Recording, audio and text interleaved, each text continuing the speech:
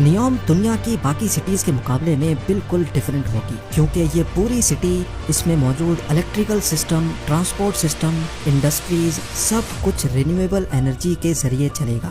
یعنی جو آئل 2052 میں ختم ہونا ہے، نیوم کے لیے وہ 2030 میں ہی ختم ہو جائے گا۔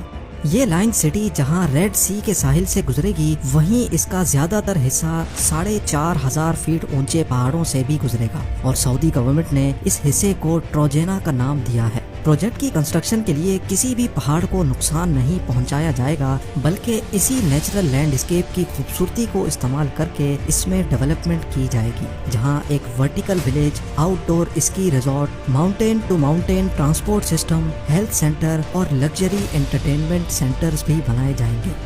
اس لائن سٹی کی جیوگرافیکل لوکیشن ایسے رکھی گئی ہے کہ دنیا کی 40% پاپولیشن یہاں 4 گھنٹے میں پہنچ سکتی ہے، اور سعودی کراؤن پرنس کا ٹارگیٹ یہاں 2052 تک 1 ارب کی پاپولیشن اٹریکٹ کرنا ہے۔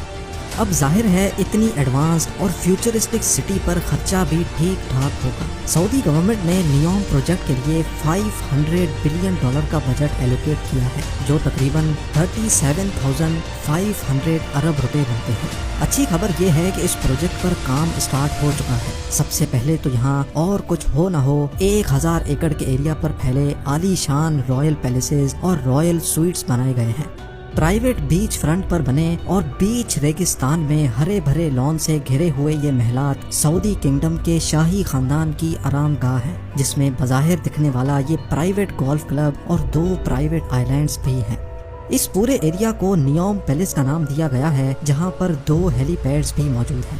خیر واپس چلتے ہیں پروجیکٹ کی طرف۔ نیوم سٹی کے لیے ایک ریجنل ایئرپورٹ بھی بنایا گیا ہے، جو کہ 2019 سے فلی آپریشنل ہے، لیکن فی الوقت یہ یہاں کنسٹرکشن ٹیم اور دوسرے اسٹاف کو سعودی کیپٹل ریاض سے نیوم تک لانے کے لیے استعمال ہوتا ہے۔ سعودی حکمران جہاں اس پروجیکٹ کو لے کر بہت سیریس ہیں، وہیں ان کو بہت سارے چیلنجز کا سامنا بھی کرنا ہے۔ ان کی طرف سے یہ دعویٰ کیا جا رہا ہے کہ نیوم سٹی 100% رینیویبل انرجی پر چلے گی۔ تو پھر سوال یہ ہے کہ پینے کا فریش واٹر جو ابھی فوسل فیول کے ذریعے سی واٹر کو فلٹر کر کے اکٹھا کیا جاتا ہے، وہ بغیر فیول کے کیسے ملے گا؟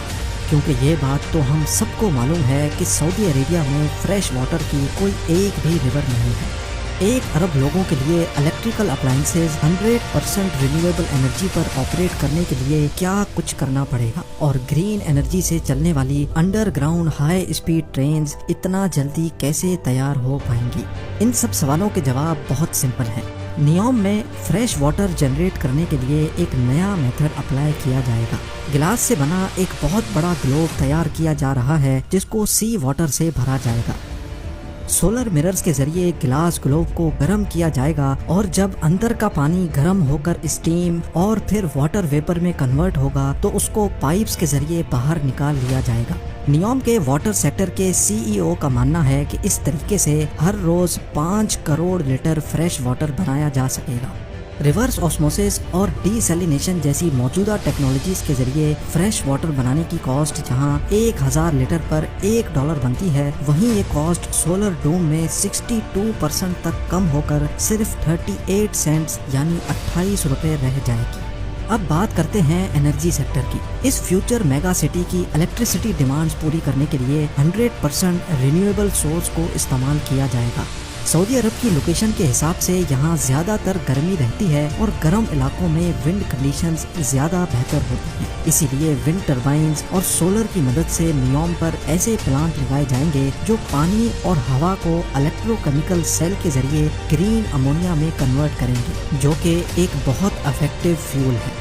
نارمل فیول کو جب برن کیا جاتا ہے تو ایسی گیسز پروڈیوس ہوتی ہیں جو پولیوشن کا باعث بنتی ہیں، لیکن گرین امونیا یا گرین ہائیڈروجن 100% رینیویبل انرجی سے بنایا جاتا ہے، اسی وجہ سے اس کے برن ہونے پر نقصان دہ گیسز پروڈیوس نہیں ہوتی۔